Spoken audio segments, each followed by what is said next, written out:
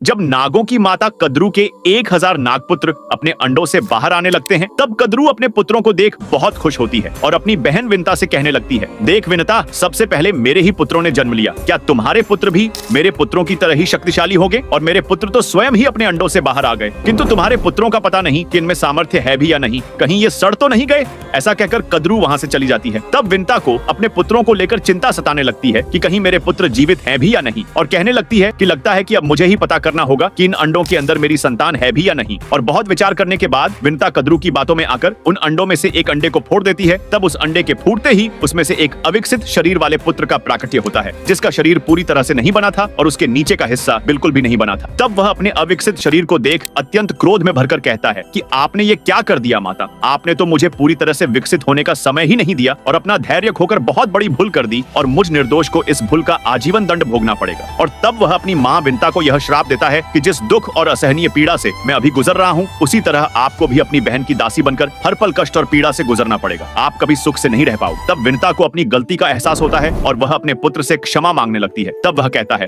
माँ, यदि आपके एक पुत्र ने श्राप दिया है तो वहीं आपका ये दूसरा पुत्र आपको श्राप के बंधन से मुक्त कराएगा। और तब आगे क्या हुआ जानने के लिए कमेंट में पार्ट 2 जरूर लिखें।